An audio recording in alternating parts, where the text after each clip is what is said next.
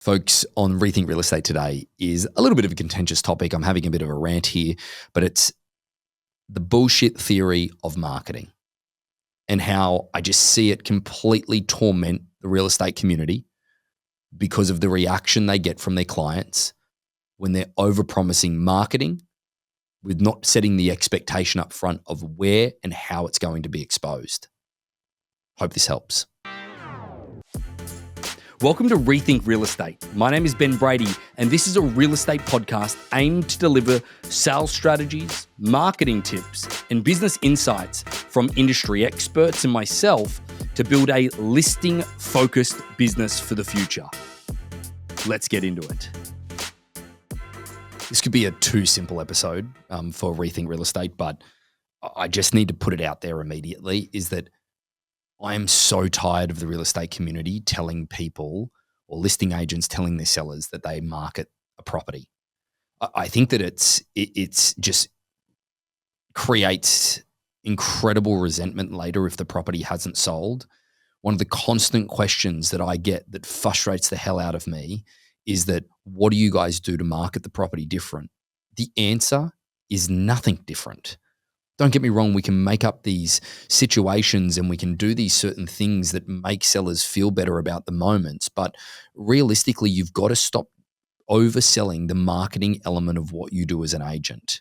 The reality is that you are a licensed professional that puts the property into the MLS. It syndicates through to the online sources, and 98% of the time from those online sources, that buyer comes and purchases the property. Or the buyer comes with their agent or notifies their agent of the property. There's a very small circumstance where a buyer actually reaches out to their agent, where an agent reaches out to their buyer and goes, hey, this property is here on the market. It's just come on the marketplace. You need to have a look at it. Now buyers are reaching out to agents and saying, hey, let's go and have a look at this, if they are reaching out to people whatsoever with all of the new stuff that is going on. The reality, though, that I see on a daily basis that I have to go in and I have to certainly address with sellers is that the seller goes, well, what type of marketing will you guys do? It's like, well, guys, what type of marketing are you expecting? That is my question at all times that I follow up with the seller to get some type of understanding of what they're expecting. Because too often I think that sellers ask the question because they think that that is an appropriate question to ask, even though they don't understand the meaning of it. And then agents ultimately try to oversell it. They either try to oversell what they do in that moment, or they don't let the seller ask that question and they hedge and start talking about different marketing strategies that they ultimately have that don't really have any bearing. Social media, whilst it's fantastic at certain things, attracting a buyer to a property is a very rare occurrence, okay?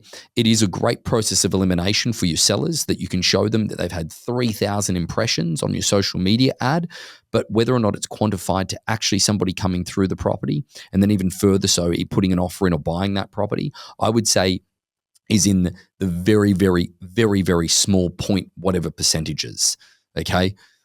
This is a thing that we go in on a very consistent basis in. And as you can appreciate, is that we go in when there might be a little bit of friction in the relationship between listing agent and the seller because ultimately the property hasn't sold. Like I said, there is a large percentage of what we do is that situation itself.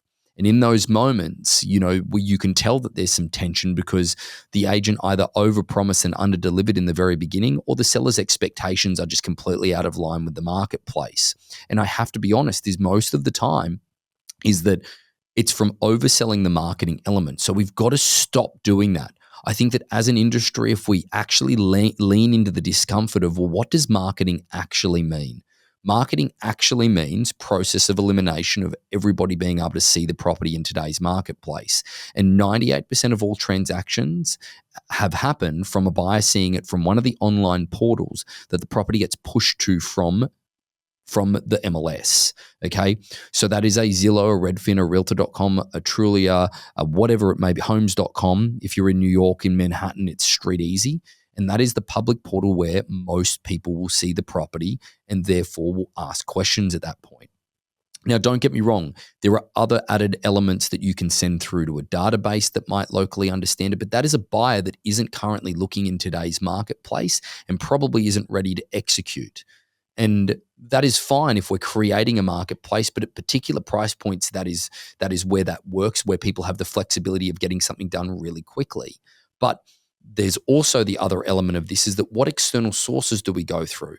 One of the greatest marketing tools that we've used on our luxury listings is starting to do proposals up and sending it out to attorney family offices of high net worth individuals, so therefore that they can see those and they can propose them as opportunities. Now, let me be clear, is that whilst we do all of these and whilst we tick all of these boxes, and I could take you through a recent $45 million transaction that we had and the things that we did. We sent postcards of the property from a wellness perspective and the features of that property to every major sporting team within all of LA, so that therefore people could see it.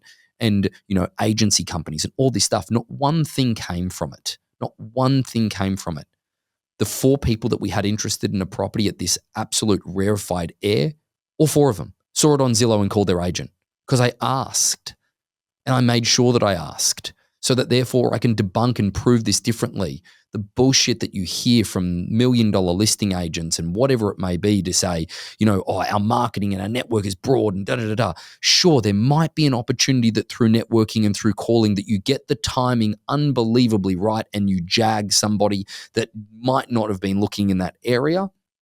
But realistically, us as a community need to stop overpromising and underdelivering when it comes to marketing.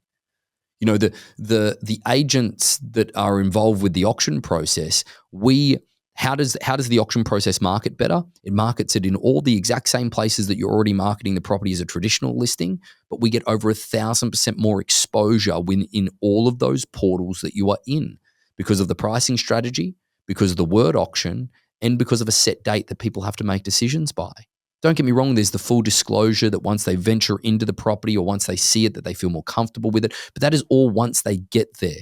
Marketing is about driving people to the property. And most of the time, it doesn't matter how hard you market that property. If the price is wrong, the marketing is superfluous. It doesn't work. The best property in the world will remain unsold based on price. I often say, what if I spent $100 million on marketing your property? Do you think we'd find somebody?